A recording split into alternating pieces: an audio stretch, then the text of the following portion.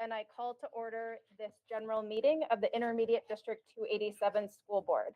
I've asked Board Member Shannon Andreessen to start us this evening by reading the mission of the district. Thank you.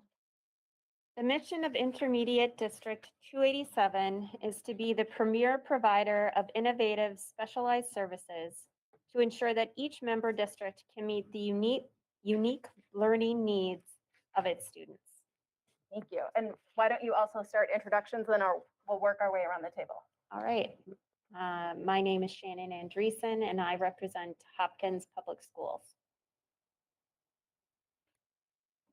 My name is Ruthie Dallas, and I represent Brooklyn Center Community Schools, number 286. I'm Heidi Marty, and I represent West Tonka Public Schools. Good evening. I'm Michelle Kuntz, and I represent the Orono School District. Hello, Sam Stan, Robbinsville 281. Good evening, Ann Casey, proudly representing St. Louis Park. Francesca Pagan Umar, Eden Prairie Schools. Hi, I'm Regina Neville, and I represent Edina Public Schools. Crystal Brackey from Richfield Public Schools. And we want to welcome all of the staff who are with us here in the boardroom this evening, and also the staff who are with us online, as well as any and all members of our community who are watching this meeting live or on recording. Before we move to the approval of the general meeting agenda, I wanted to take a moment and acknowledge and just sit with the tragedies that have occurred in recent days that specifically are affecting our school communities here and in other parts of the country. There was the tragic loss of life of a young person in the West Tonka Public Schools that we have had some connection with as a district as well. And so want to acknowledge the pain that comes with that. And then obviously the horrific killings of so many young people and their teachers in Texas, and how much all of that highlights the trauma that we are still living through as a district, from the gun violence and from the murder of Jamari Rice at the South Education Center on February 1st.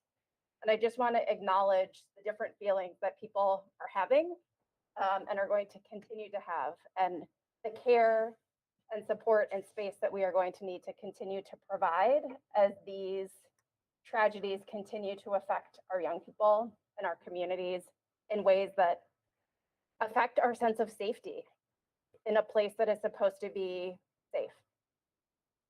So I would like to take a moment of pause, as Resma Meniken would say, and just give people a moment of pause to sit with that before we continue our meeting.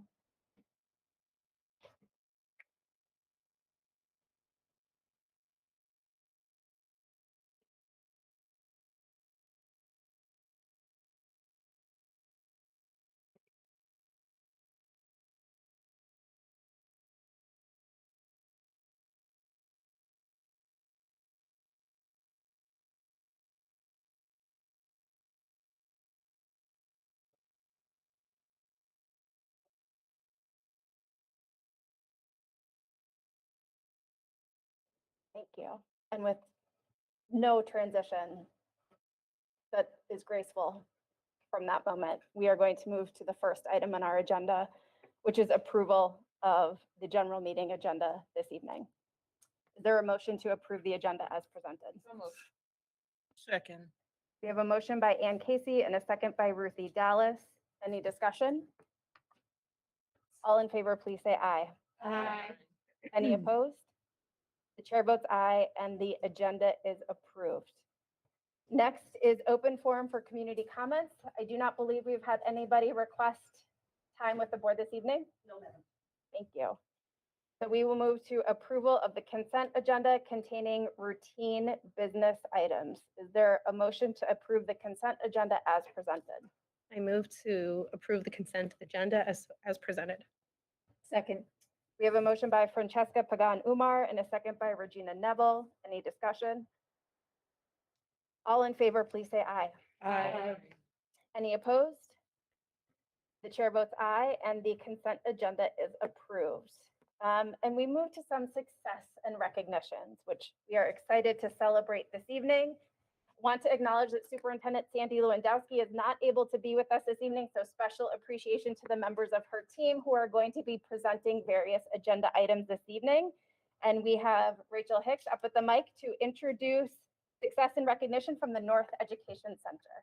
Good evening. Tonight we're going to recognize two of our most recent Above and Beyond winners. And as a reminder, these awards are given out by the superintendent. It's a recognition process that each of our schools have a month, and their colleagues can nominate other colleagues who are doing great work that is aligned to the strategic priority areas in the district. So tonight we are recognizing Jill Lewis from Northern Star Online and Alvin Chambers from North Education Center. And if you turn your attention to the video or to the screen there, Alvin Chambers is on the screen there along with Antoine Williams, the principal of North Education Center. So we'd like to recognize Alvin Chambers. He's an educational support professional at NEC, and he was nominated in the employee well-being category. Alvin is an outstanding ESP who works in the Tier 2 middle school program at NEC. He's always willing to help out whenever or wherever he's needed.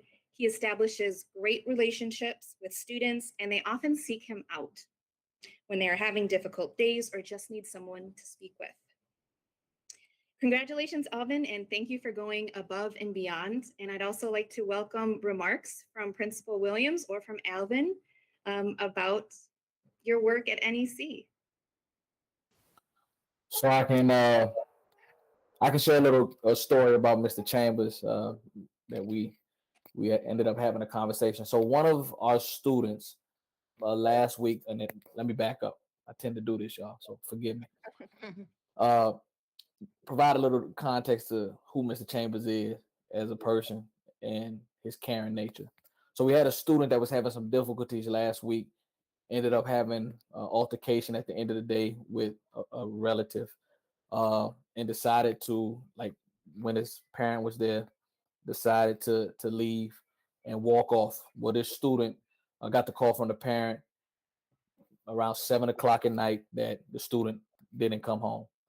Mr. Chambers happened to be in the community and happened to recognize that the student was having an interaction with police officers along with two other people. And Mr. Chambers pulled over, approached the situation, was able to really get the student out of harm's way with the officer. The officer was doing their job, but it could have definitely been a worse situation. But Mr. Chambers was able to intervene and support the student and able to help the student get home. So this is who Mr. Chambers is, day in and day out, in his community, working with students and showing how he cares for them. And so I guess that's one story that I could share about Mr. Chambers. And I know I have Miss Kara. Miss Kara is on as well, one of our assistant principals at North Education Center. And I don't know if she would like to share anything, but just thought I'll share that.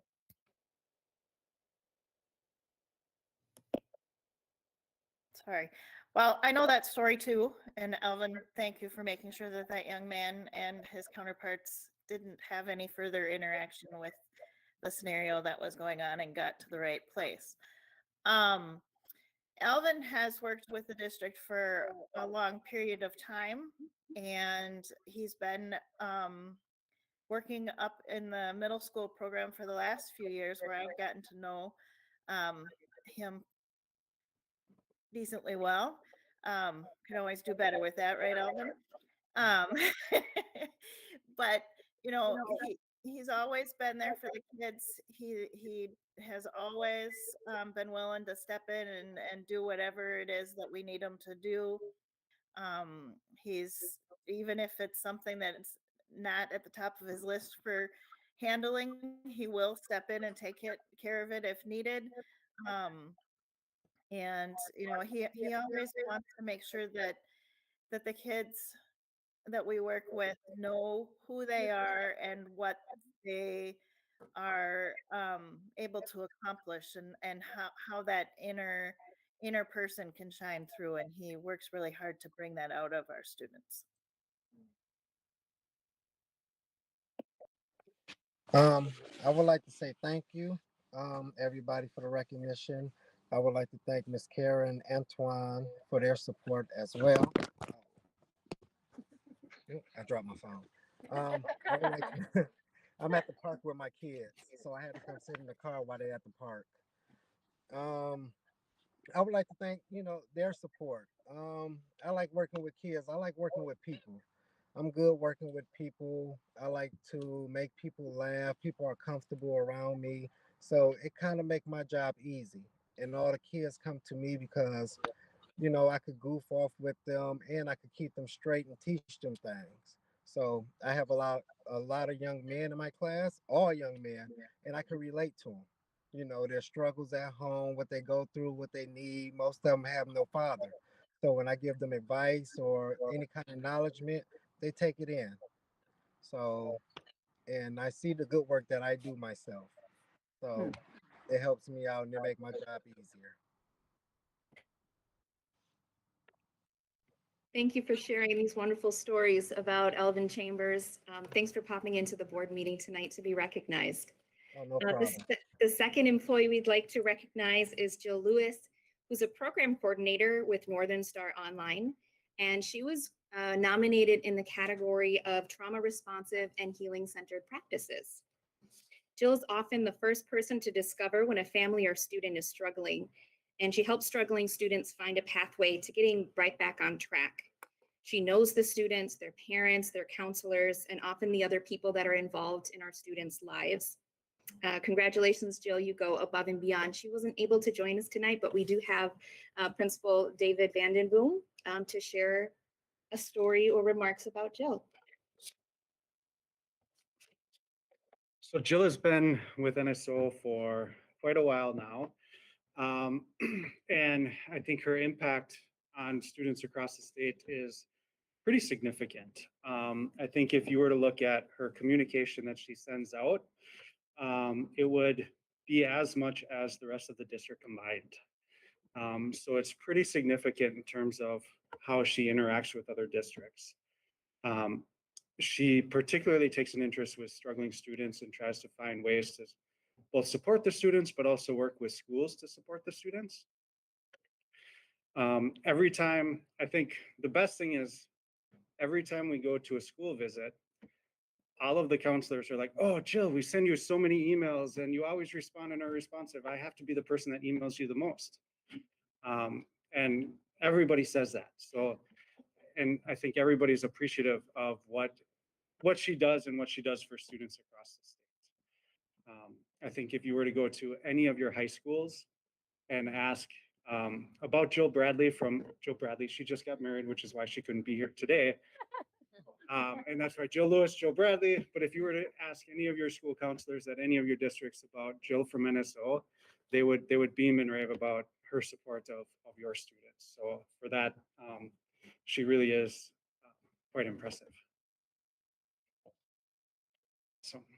Thank you so much for the beautiful stories. And Mr. Chambers, thank you for being here as your kids are playing in the park. No problem. Thanks for having me. I appreciate y'all. Thank you. We hope that you tell them when they come back in the car that you were just recognized for the incredible work that you do every day and for the heart that you bring to your work. So thank you so much for being with us. No problem. I did. They wanted to join, but I told them no because I don't know how they'll be. So, yeah. Thank you. Thank you. Mhm. Okay, we are going to move on to the superintendent's report, which this evening contains a presentation about Northern Star Online and changes in enrollment. Assistant Superintendent Elizabeth Lodge Rogers is going to introduce this presentation for us this evening. Good evening, members of the board chair and audience. Yeah, I'm really excited to get to introduce David Vandermoot, who you just heard from regarding Jill and her accomplishments. But David's going to provide us with an update on enrollment. Last year was at best an interesting year for all of our schools in enrollment, but certainly our NSO school really suffered a real dip in enrollments. And now we kind of have some really exciting things happening. And I wanted Superintendent Lewandowski and I wanted David to come in and just share with you a little bit about how enrollment's going, some of the new projects, new partnerships, and progress that's being made. So David, thank you for being here. Nice one, you doing that. Put the presentation up. Second ago, the presentation, or I can plug in it here. All right. While she's loading that, I know some of you have a history and background of NSO, but what Northern Star Online is a supplemental online school. So it's quite a bit different than a normal school. So all of our students are enrolled in other schools. And so students may come to us for one class, or they may come to us for all of their classes, depending on their situation and the partnership that we have with the school. And so it's a lot of times with that, we have students from all over. And as soon as we get that up, talk through it. All right, so we'll go to the next slide. And so with this, we'll talk a little bit about types of students that come to us. There's two main types. One is supplemental and one is credit recovery. So students that come to us if they've either failed a credit or are behind in credits to graduate. Then I want to talk a little bit about the trends in the last 5 years, which led to the dip in enrollment last year and then an increase this year.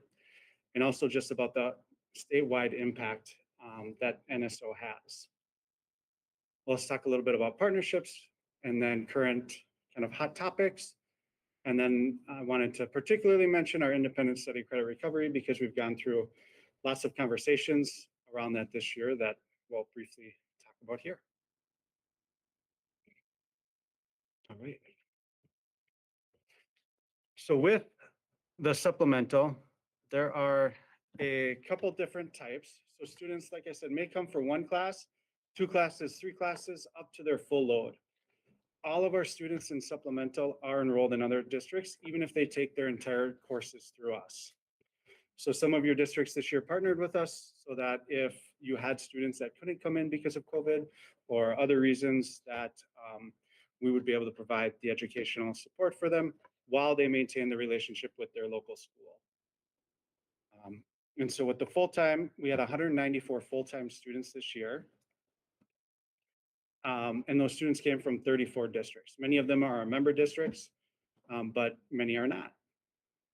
And then with our full-time students, 14% have IEPs. That's in contrast to 6% of our supplemental students. So what we found this year is there's a higher rate of full-time students coming to us that have IEPs and special education needs, which lends itself to certain interesting collaborations with schools because the schools that the students are coming from are still responsible to meet the needs of the IEPs. And so it really means that we have to collaborate at a high level with those schools to be able to provide the services to help those students be successful. And so with that, with just the supplemental where students are taking 1 or 2, sometimes it's a course not offered in their school, or if they have schedule conflicts where they want to be in band, but band is the same time as biology and they need biology, so they can't take it. With this, if they have a different open hour in their schedule, they're able to have more course choices and more options. The next one is independent study. And again, this is for students that have failed a course or are behind in credit. We also, this year and last year, saw more students in care and treatment and tried to partner, particularly with our care and treatment programs, to be able to provide more options and more course choices. The nice part about the collaboration with NSO and the care and treatment programs is when the student is done in the care and treatment program and goes back to their school, they don't have to start over. So they're in the same spot that they were in. So they have more of a continuous educational option than if they just did the hours and then went back and had to start wherever their school was. So it's a nice option for a lot of students, and we've seen an uptake in students choosing that option as they go back to their school. The last program that we've worked with now for about the last 6 years is the migrant program, the Minnesota Migrant Program. And so we work with the Minnesota Migrant Office and the Department of Ed to provide courses or more course options for migrant students that come up to Minnesota. Most of the students come from Texas. And so what we do is provide the transcript, education, and the opportunity for students to have credits transferred back to Texas. About 6 years ago, the department approached us because their students didn't have transcripts that would go back or didn't have the right course options that would transfer back to Texas. And so we've been able to alleviate a lot of the issues and provide a good opportunity for the students. And so here you'll see a graph of just our enrollment over the last 5 years. And you can see at our highest year, we were over 1,200 ADM. And then last year it dropped to about 700. And so there was quite the dip with COVID and everybody doing distance learning. And what we found this year is it started to go back up. So this year we were just over 1,000 ADM. With that, we saw an increase in the fall of about 40%, but in the spring, we saw an increase of about 85%. So a lot more students in spring than fall. So we don't really know if that's going to continue or not, but with the current kind of legislative options that are out there, and MDE is approving more and more online programs. Before COVID, there were 38 online programs. I'm anticipating next year that there will be right around 100. So somewhere between 97 and 107 online programs. So we're not quite sure how that will impact our choices, but I will say a lot of our enrollments come not only from brick and mortar buildings, but also from other online schools. And a lot of that is due to the different course options that we have. Next slide. And so, as I talked earlier about Jill Bradley, in the last 5 years, we've offered courses to over 27,000 students. Jill has communicated with just about every single one of them. And so that's a lot of people, parents, counselors to talk to. We've had students from 372 different schools in Minnesota, and also some without or outside of Minnesota, but most of them are inside Minnesota. And we've had students from 185 different districts. And so we do have a large impact. Currently, there are 50 supplemental online programs. Again, that number is fluctuating up and down as different programs get approved or decide that they don't want to continue. And from the state data that we have over the last, at least the last 5 years, our enrollments have been half of the state supplemental enrollments. So that means that we have half of the enrollments and the other 49 programs have the other half.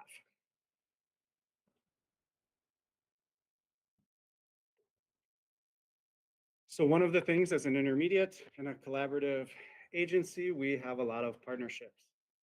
And so we have a couple different options for students in schools. One is a contracted option. And so this past year, enrollments from contracted schools were about 24% of our enrollments. The rest of the enrollments then come from just schools not having contract and just doing the state legislative contract or legislative supplemental option. And so there's differences in funding for us and for the schools within each option. With last year or this current year being 24%, I think last year was probably around 10 to 12%. So the contracted option is picking up. And basically what the contracted option is it lets more of the funding stay with the home school than come to NSO. And so this year, approximately 30% of our enrollments come from member districts and all of you. And so we're happy to be able to provide options and support to all of your students. We also have partnerships with other school districts. So one of the first online schools that came about in the state was Socrates.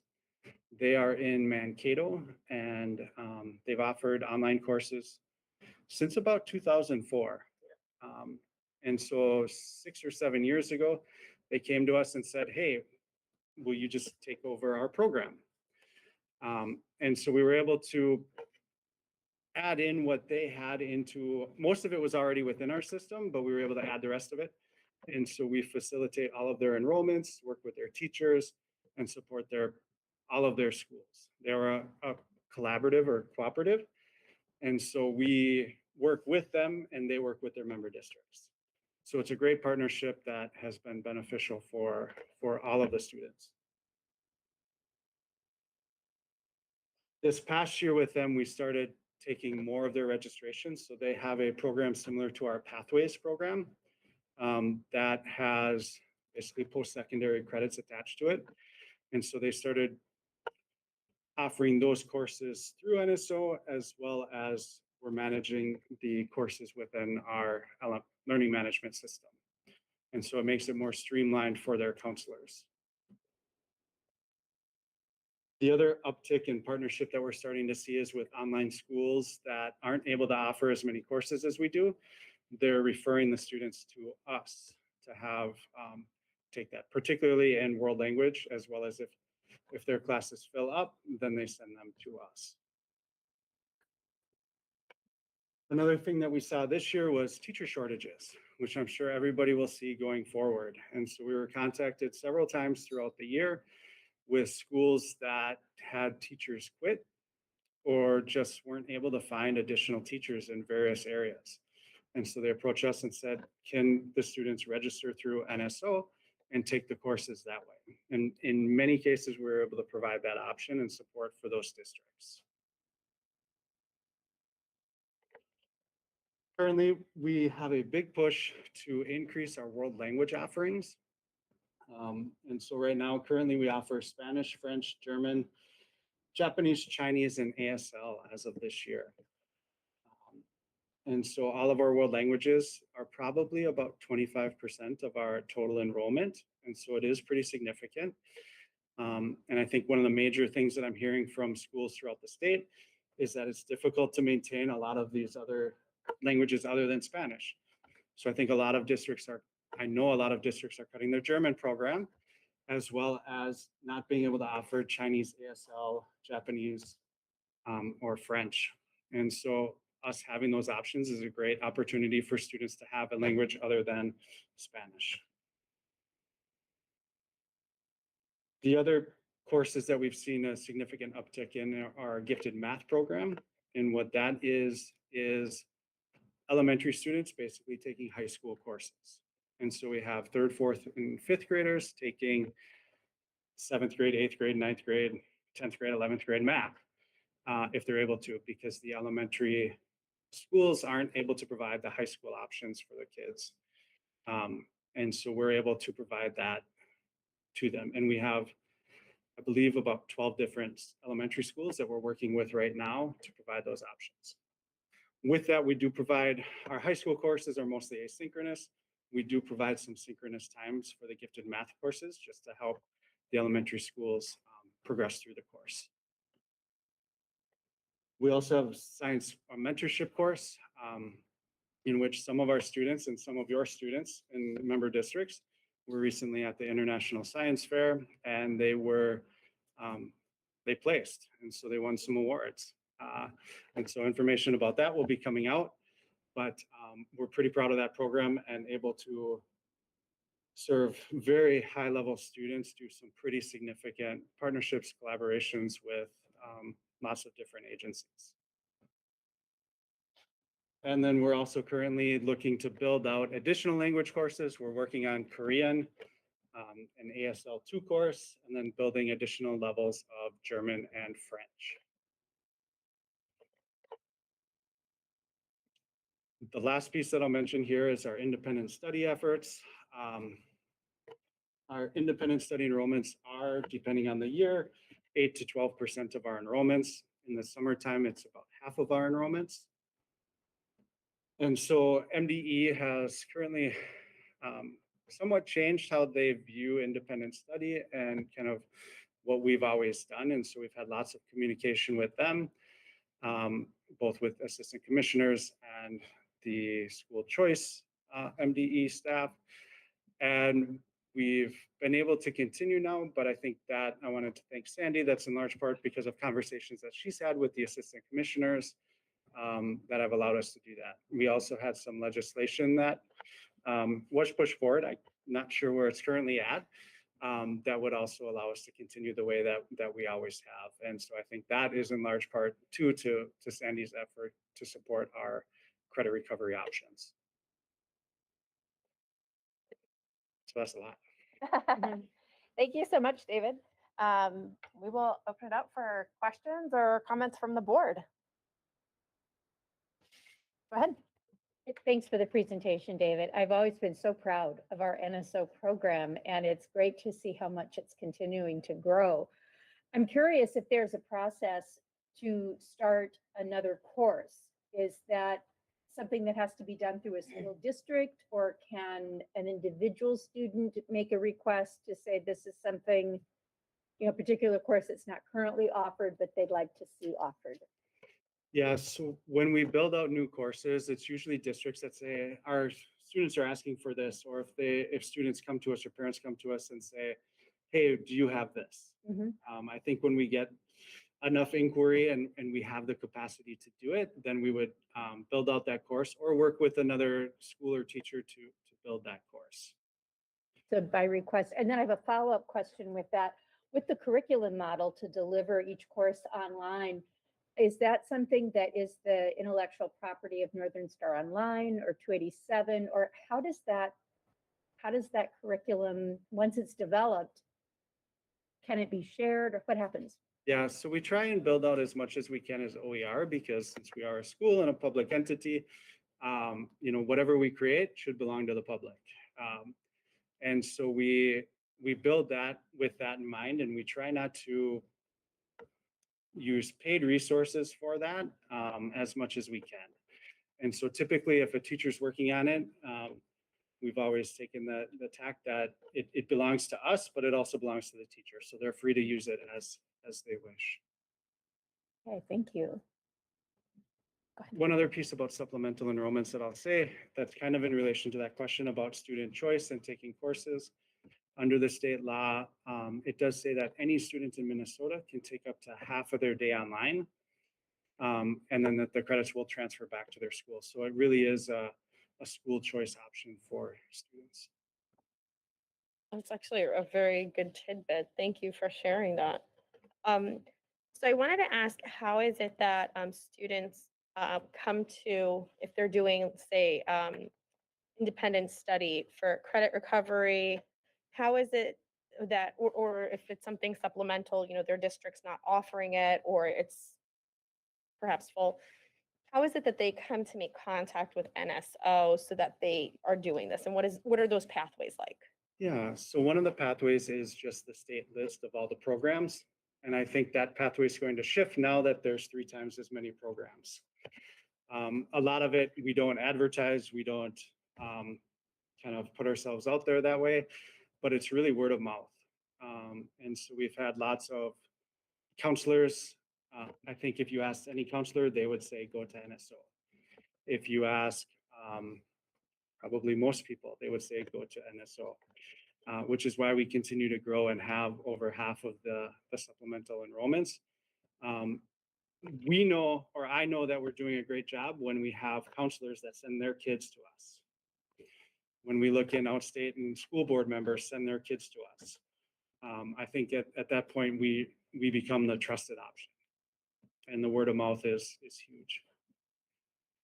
And you're saying that 30% of the students are coming from within the member districts? Correct. And then 30% are from? Or 70% would be outside of our member districts. And is that split? What is the, do you have from Minnesota and then from outside of Minnesota? We have very few students from outside Minnesota. And the ones that we do have pay tuition. So I'm not sure how people find us. But every once in a while we get contacted either by international schools or by some colleges in the East Coast found us somehow through the NCAA. And so then they have their students take the courses with us because all of our courses will upload to the NCAA website. Yeah. I have two questions. Back in your presentation, you mentioned 25,000 students over 5 years. What did that represent? What? 25,000 students over 5 years. That population of students, what did that represent? For It was in your slide, you're talking about over 5 years. so actual students. So not necessarily ADM or other pieces, but there's been over 25,000 students. So I guess. Sam, are you asking for like the racial demographics? No, I'm asking because if the ADM is about 1,000 or 1,200, over 5 years would be about 5,000 to 6,000. So how do we get to 25,000 then? That's the actual student count. So if they took one course or if they took 6 courses, there's 25,000 actual students. If it was ADM, Juanita, are you able to pull the presentation back up again?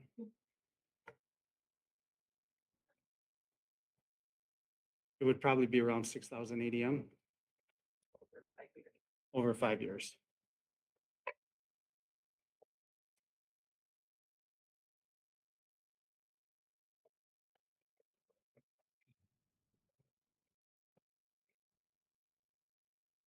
And if you go to the graph,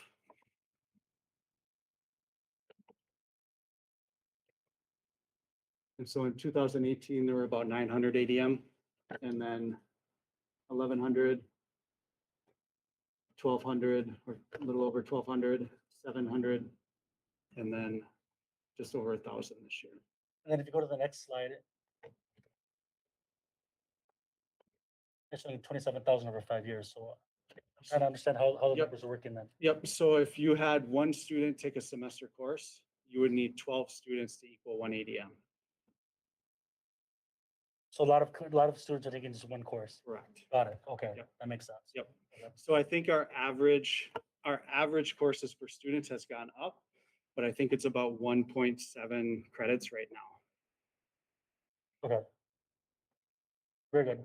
My second question then too is, the students that are coming from outside of our district, or outstate, I should say, however you want to put it. How is the, I guess, funding mechanism or revenue generating into our district, or how does that all work? Yep, and so it depends on if they're on the contracted option or the state supplemental option. What the state supplemental option is if a student comes to us and completes, we collect 88% of the funding and the other school would collect 12%. If they're on a contracted option, we collect about 75% of the funding and then they retain 25%. Thank you. I have another question. I know you said that it's fewer than like 7% or a very small number of students. I don't know if you said a percentage, I might be making that up. But you said a very small number of students come from out of state, but they pay tuition. With everything having changed so vastly over the last 2 years with COVID, I mean, there was a time when, you know, college online was brand new and then it became kind of standard. And now we're in this time frame where, you know, high school students doing online school or as you're saying, logging in and doing a course is becoming pretty normal.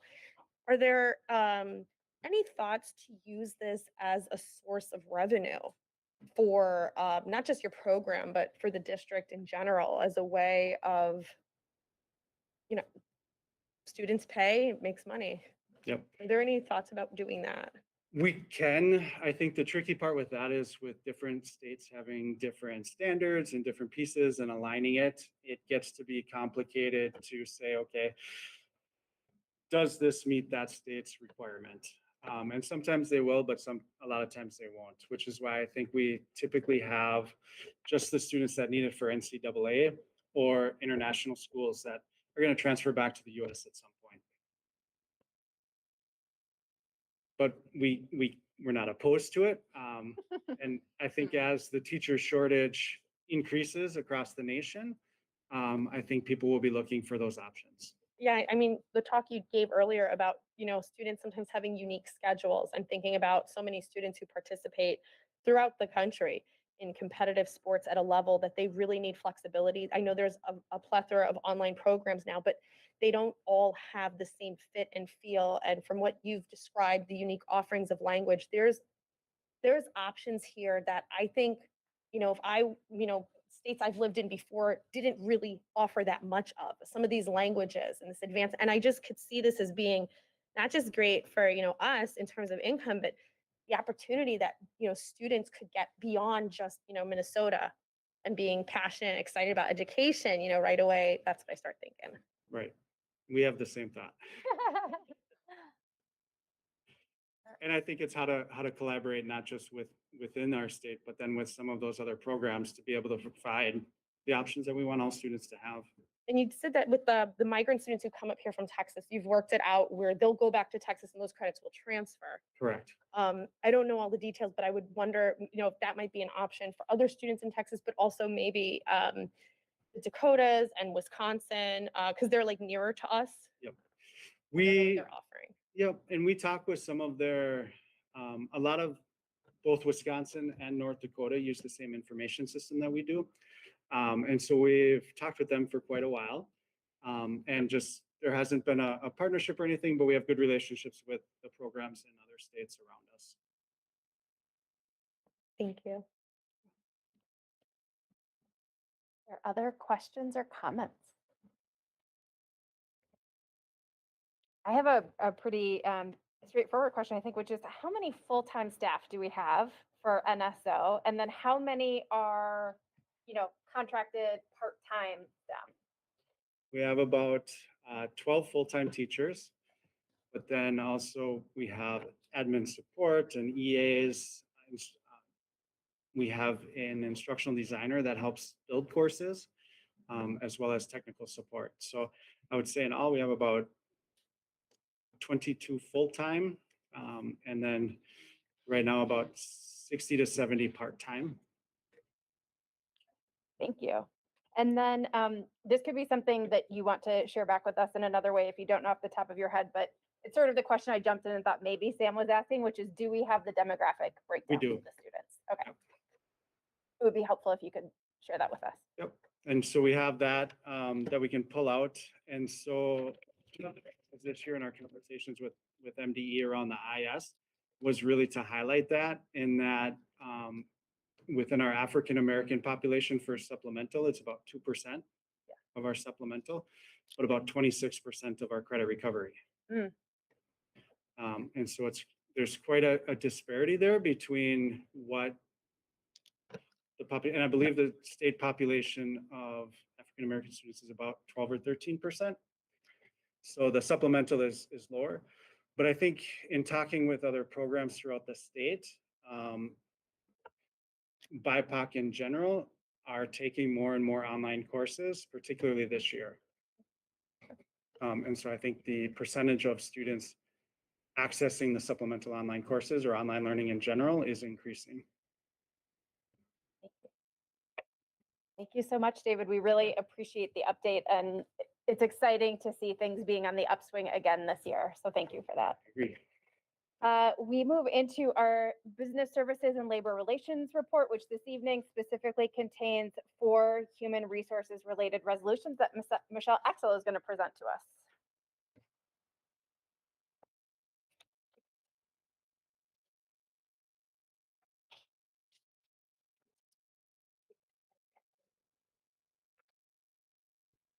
Hard to follow.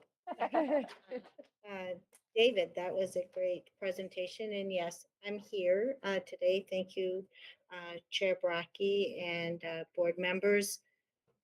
The annual resolutions that are brought forth, not only here within District 287, but within all your districts. Just want to get a quick confirmation from Juanine that each resolution requires board action. Is that correct? I just wanted to confirm that. So as you shared, I'll be presenting 4 resolutions and requesting board action related to each one. The first resolution is relating to the termination and non-renewal of our probationary teaching contracts to be terminated by the end of the 21-22 year. I'm requesting board action. Thank you. So with all of these, I think what we can do is entertain a motion to waive the reading of the resolution and approve the resolution. Can we do that together? We can, right? Okay, great. Just wanting to make sure that we don't have to fully read all of the words in order to take the action. So this being the probationary licensed teacher non-renewal resolution, I'll just pause and see if there are any questions for Michelle before we entertain a motion. Is there a motion? So moved. Second. We have a motion by Regina Neville and a second by Ann Casey to approve the to waive the reading of the resolution and approve as presented. Any further discussion? All in favor, please say aye. I have Aye. to do a roll call. We need a roll Oh, call. thank you. I say the words resolution and yet it somehow did not click in my brain. Please, Shannon, take it away. Shannon Andreessen votes yes. Crystal Brackey. Yes. Ann Casey. Aye. Ruthie Dallas. Yes. Sarah Johansson is absent. Michelle Coons. Aye. Heidi Marty. Aye. Regina Neville. Yes. Francesca Pagan Umar. Aye. And Sam Sant. Yes. The resolution is approved. Thank you. So we move to the second resolution this So evening. moving to the second resolution is asking for board action to the termination and non-renewal of our probationary non-licensed employees at the end of the 21-22 year. Thank you. Any questions for Michelle? Seeing none, we could entertain a motion to waive the reading and approve the resolution as presented. So moved. Second. Moved by Michelle Kuntz, second by Heidi Marty. Any further discussion? Shannon Andreessen as clerk will call the roll. Thank you, Chair. Shannon Andreessen votes yes. Crystal Brackey. Yes. Ann Casey. Ruthie Dallas. Yes. Michelle Coons. Aye. Heidi Marty. Aye. Regina Neville. Yes. Francesca Pagan Umar. Yes. And Sam Sant. Yes. The resolution is approved. Move to the third. And the third resolution is relating to our temporary license positions that do end and expire as of June 30th, 2022. We're looking for board action in the temporary license positions. Thank you. Any questions for Michelle? Seeing none, we could entertain a motion to waive the reading and approve the resolution as presented. So moved. Second. We have a motion by Heidi Marty, a second by Regina Neville. Any further discussion? Will the clerk call the roll? Thank you, Chair Brackey. Shannon Andreessen votes yes. Crystal Brackey. Yes. Ann Casey. Aye. Ruthie Dallas. Yes. Michelle Coons. Aye. Heidi Marty. Aye. Regina Neville. Yes. Francesca Pagan Umar. Yes. And Sam Sant. Yes. The resolution is approved. And the last one for this Yep, evening. the final and fourth one is a resolution in place for the following non-licensed staff to be placed on layoff effective at the end of the year. And this is related to the staff impact to the closing of the Early Learning Center at North Education Center. Thank you for that background. Any questions for Michelle? With that, we could entertain a motion to waive the reading and approve the resolution as presented. Second. We have a motion by Ann Casey and a second by Regina Neville. Any further discussion? Yes, I go just ahead. wanted to make a comment how very sad it is to have to make this kind of a decision. And I truly hope that everyone lands well on their feet. And I don't think anybody does this lightly. Agreed. I was going to share similar thoughts. I have a question. With this layoff of the staff, you said the child care center was closing. Were we able to place them anywhere else? How does that work?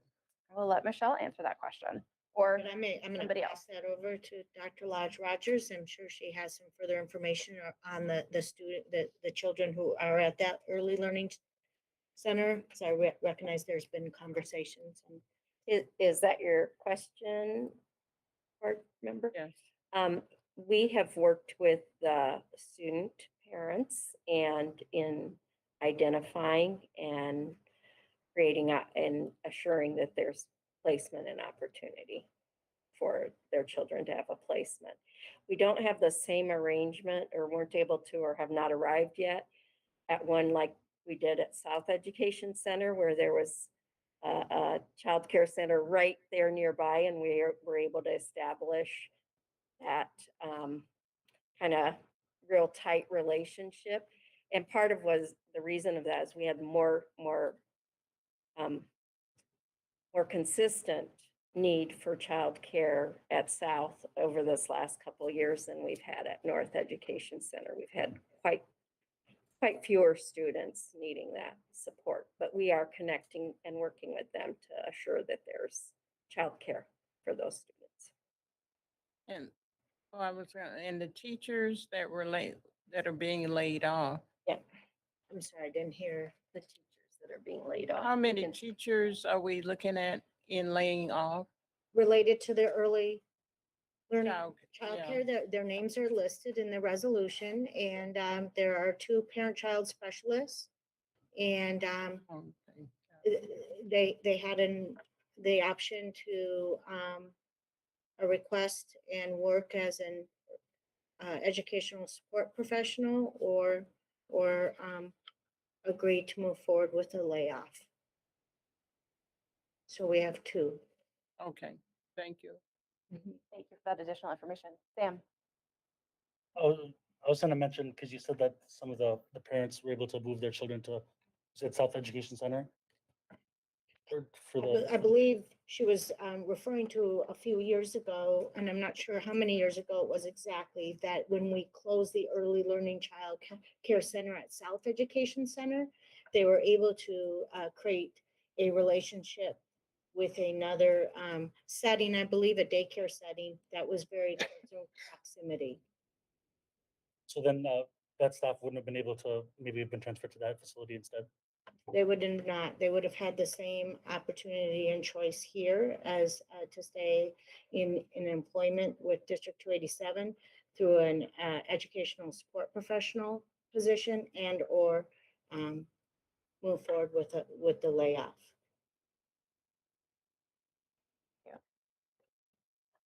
We have the motion and the second, so I will ask our clerk to call the roll.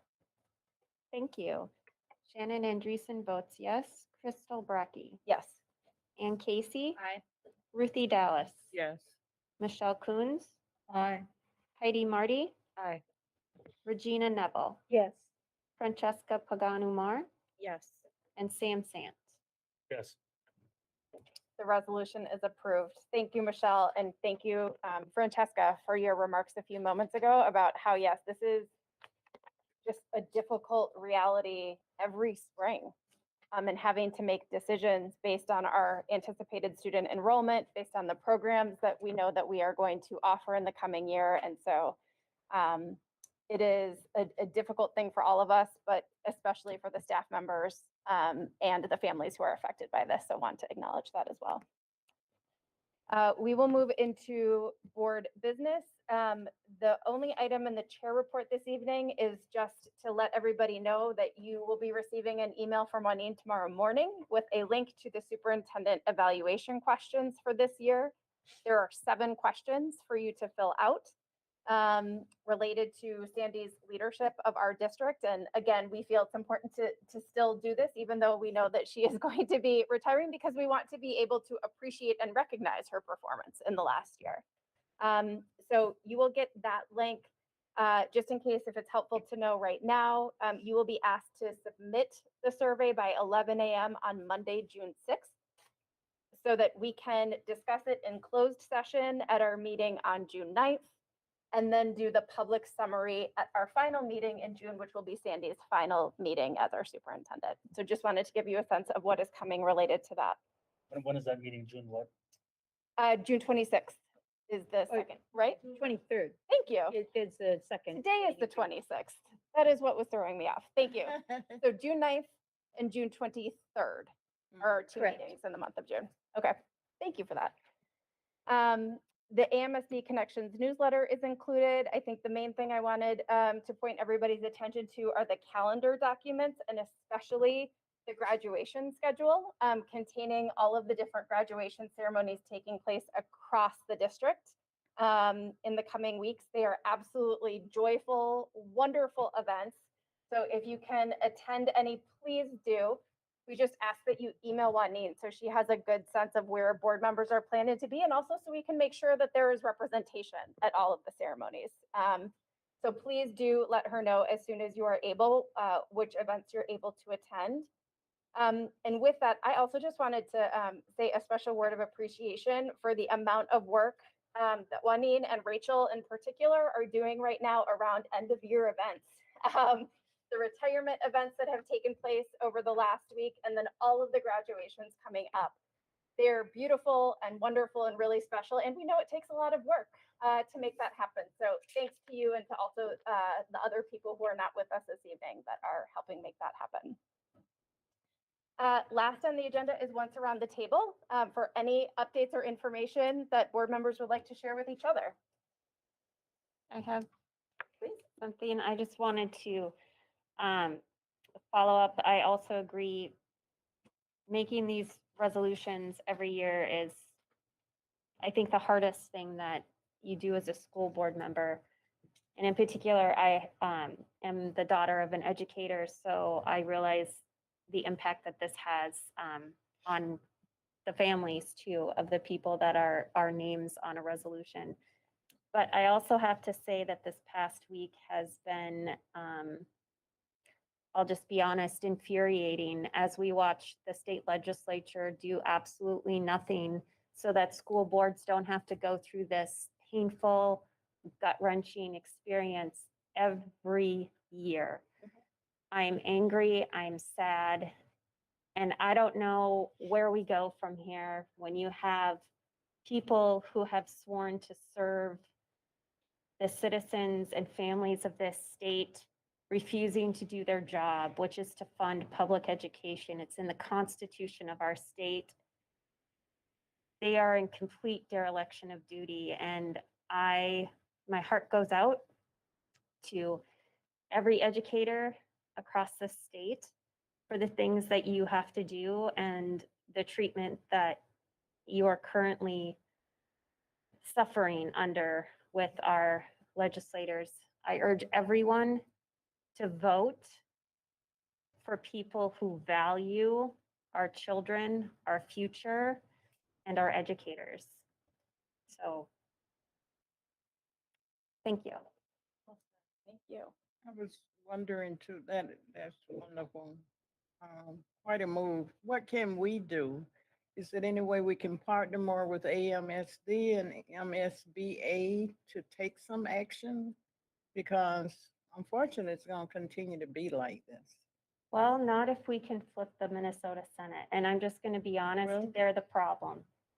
Yeah. Chamberlain sat at the table as part of the conference committees and refused to even speak to the issue of funding public education in this state. It is unconscionable, and there is nothing we can do. Frankly, we try, we write letters, we talk to our legislators. We need to flip the Senate, and it needs to happen soon because we can't continue to do this. I think the best way to let people know that you don't think they're doing a job well is to fire them. But I will also caution everyone that our expectations for our state Senate should be held in a moderate level of expectation, because we can also look at our national Senate and we could look at the complete absence of any real earnest effort at gun safety and the horrific tragedies that just continue to happen, including the one that occurred in our community. So not to say that we should not make every effort to fire those elected officials who do not make the decisions that reflect our view, but hold in mind that there are surely enough people out there who somehow just don't see it as clearly as what you've described, That's true. both within Minnesota and the entire nation. The one thing I was gonna share is there is a AMSD meeting tomorrow morning at 7:30. And I think the biggest agenda item is going to be discussing this past legislative session and where things stand right now. So if there are people who would like to join that, virtual attendance is an option. The information is all on the AMSD website.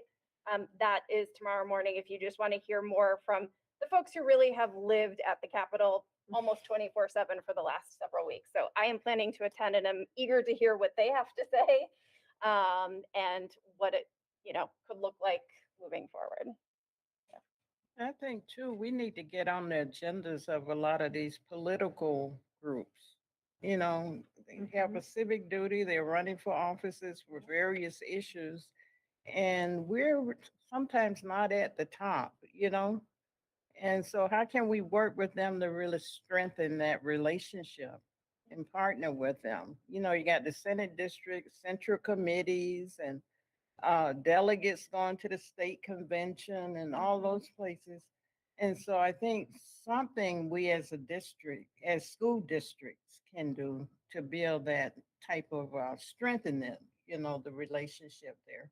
I mean, we're starting to hear about school issues, school districts, but it doesn't seem to be strong enough. And I don't know if any of the staff here do know the answer to this, but one of the few bills that was passed by the deadline was a mental health bill. Right. And whether included in that mental health bill were some of the funds that we were advocating for as a district. No, I'm seeing heads shake no. Oh, I actually had a sliver of hope that there were. Yes, I believe the innovative mental health grants Yeah. are both the Senate and the House version. So if there's a special session called, my guess is there'll be a pretty big opportunity for us to continue our advocacy. So that was in the education bill, not in the mental health bill that was actually passed and signed. Correct. Okay, got it. It looks like May is affirming that. Yeah. Thank you, May. I would also say that's a piece of advocacy that Hopkins Legislative Action Coalition has been sending out is to call for a special session to do just that, to get the business done and that $1 billion that the state is holding on to, that frankly is funding for schools. It's actually our money. That hopefully they will do that. There isn't a lot of hope that they will call a special session, but it is something we can do. I think it's I can send a list, an email list of who to send that to. Thank you. Yeah. Go ahead, Tim. So I agree with everything that's been said. I'm gonna change a little bit of directions. Because I mentioned this on Monday at our board reports. My frustration, I'm gonna call it the education cartels, because involving all of this, I attended the rally a few weeks ago at the Capitol for the special education cost subsidy. And that means a lot to all districts throughout the state, not just Robbinsdale. And the reason why I'm so frustrated and I'm gonna explain what happened is because I went over my lunch break. I took an hour and a half of vacation. I put on a suit because from what it sounded like, you know, this was me a rally, try to speak with legislators, you know, speak with education committee members, try to get them to pass special education cost subsidy and other priorities that we have on our Robbinsdale LAC or throughout with MSBA, AMSD, whoever. That didn't happen, and then I saw Shannon Andreessen and a few other board members that I recognized, and we ended up watching a basement of the rotunda. All of a sudden, the rally get taped on a 24-inch screen. About 30 of us that were there. I didn't know what was going on. My first time being at a rally at the Capitol that was going to be televised. That I said I was going to be at, and watched it for about 10, 12 minutes on there, and then it was finished. The other frustrating part was that looking who was in attendance or who was shown on TV was no way of racial makeup of our state or of our children. It was pretty much completely white, where our student population is getting more and more diverse. Especially in Robbinsdale, our students are a minority majority. I was very frustrated with that and felt that it was a waste of my time being there. And again, I'm not speaking about the issue because I totally 100% support it, but I felt it was very unorganized. And I saw Kirk Striderman there, the executive director of MSBA, and I pulled him aside and I said, "What's going on here? I feel like I've done nothing here and it was a waste of my time." He said that they probably oversold it and that there weren't going to be legislators there. They're coming, to write postcards or do whatever you could there and attend this rally. And then I mentioned about the optics of the press conference and what it looked like.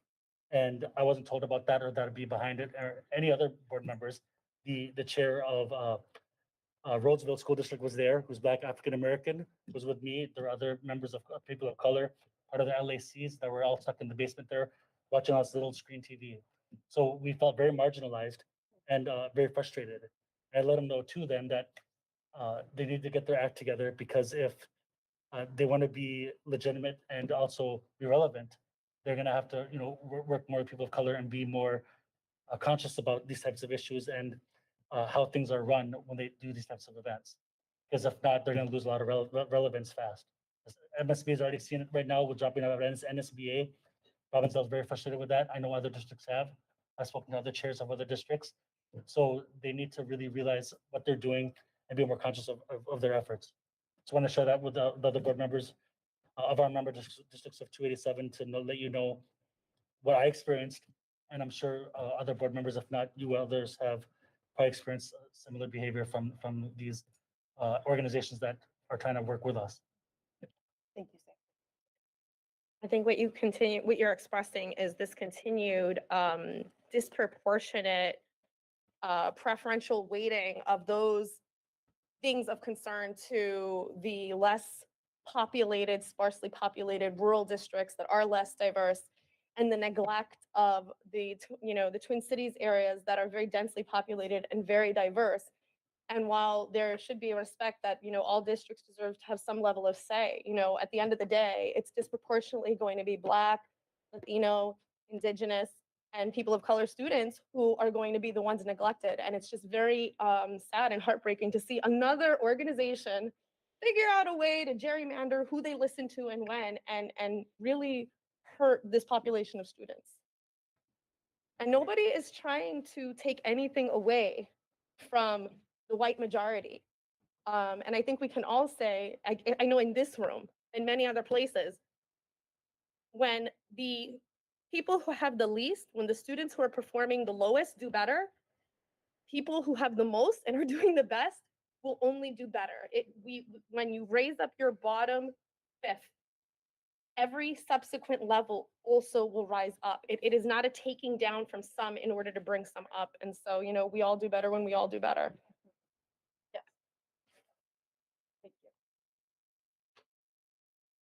Powerful words.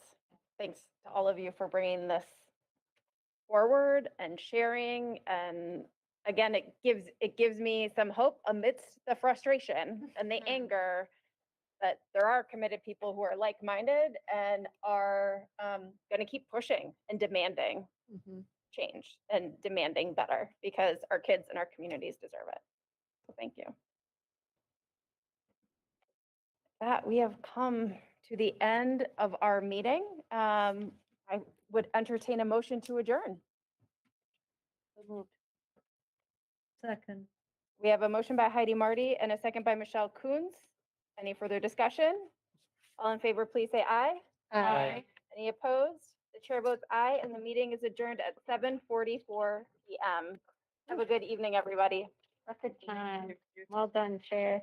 I think that we probably both have some things to sign in here. Oh, Yes, we do.